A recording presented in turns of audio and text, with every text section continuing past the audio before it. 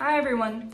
Today we are going to discuss how to adjust your Alertify device settings to get the most accurate alerts and insights for your monitoring preferences. Let's get started.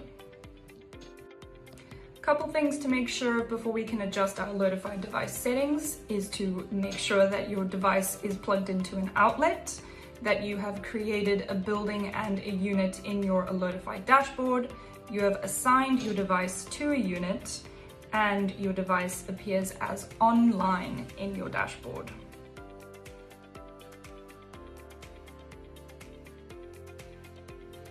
First thing to do is to log into your Alertify dashboard.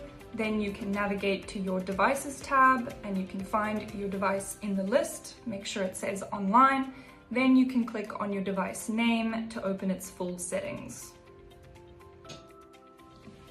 Once you are inside your unit's view, you will see a tab that says Settings. You click on that and it will take you to all your monitoring features.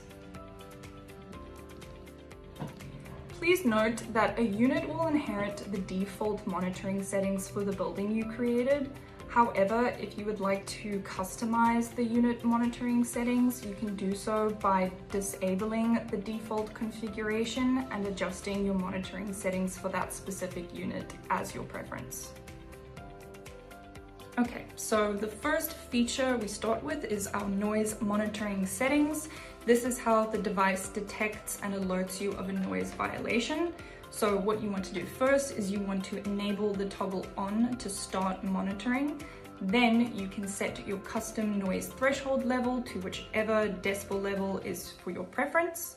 Next thing to do is to set up your first notification. So this is how long between a violation starting and you being notified occurs. Then you can also do follow-up notifications. So if a noise violation starts and you get notified for the first time after 5 minutes of the violation occurring, then you can get a follow-up notification if the disturbance is still going on. And you can set that for 10 minutes, 15 minutes, 20 minutes, whichever you prefer. You can also set custom time rules. So this would be if you want to disable noise monitoring for things such as housekeeping. So if you are cleaning up the property, you can disable noise violations so you're not getting any alerts. Then you can also enable a custom time rule for things such as quiet hours. So if you don't want someone making a noise after 10 p.m. until 6 a.m. the next day, you can set that and only receive alerts during that set time. Our next feature will be for smoke monitoring settings. So this is how the device detects for cigarette smoke, vape smoke, as well as marijuana smoke.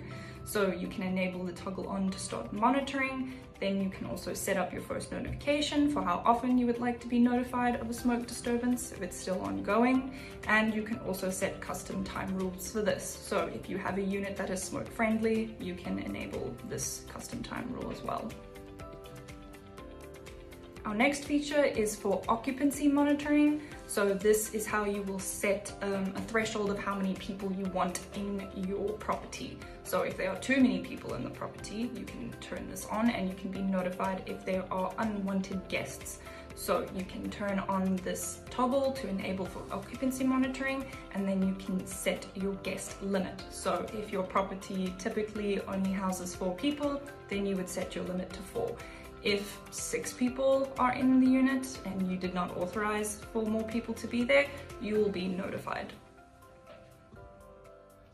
Next, we have our temperature monitoring settings. So this is very good for protecting your HVAC systems as well as ensuring guest comfort. So you can turn the toggle on to start this monitoring. Then you can go to your threshold and click the icon on the right hand side that looks like a little pencil, and then you can add your minimum and maximum temperature range, and you will be notified if it goes under or over this set range.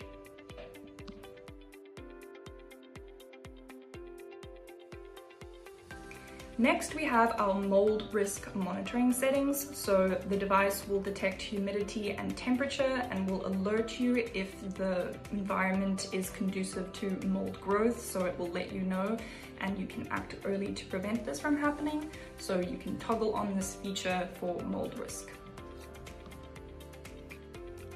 Next, we have our Tamper Detection feature. So this identifies if someone is trying to block or disable your device. So this monitors airflow, temperature, and noise, and it runs in the background as well as adapts to your environment. So you can enable this feature to see if someone is trying to tamper with your device. The last feature to enable is connectivity. So this will tell you if your device has lost power or has gone offline in any unit in a specific building.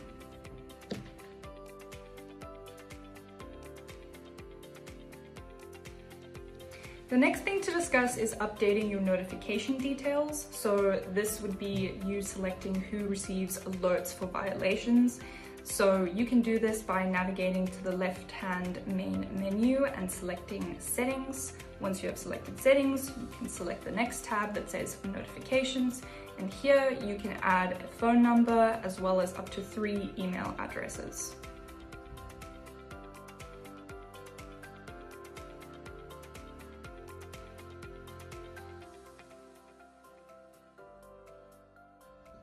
You can also make use of our new users feature where you can send notifications to specific users. So to do this, you will navigate on the left-hand side main menu to the users tab.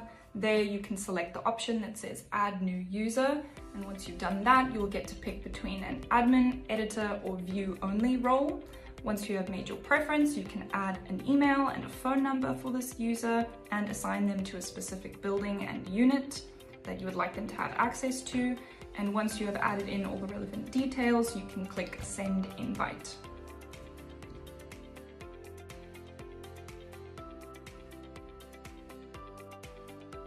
You can also create a webhook if you would prefer to receive notifications other than email or SMS.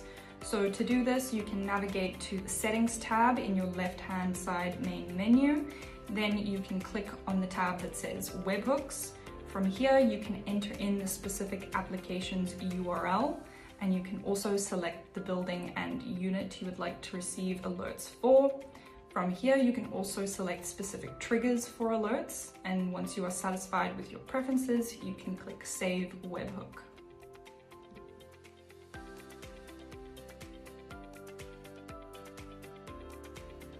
The last thing that we'll talk about is viewing live monitoring data. So in order to see real-time data for a unit, you can select the Units tab in your left-hand side main menu. Then you can click on a unit's name and it will take you to an overview page. Here you can see your live monitoring data for things such as noise or smoke levels. You can also adjust the time frame for a specific period, such as last 24 hours, last 7 days, last 30 days, etc.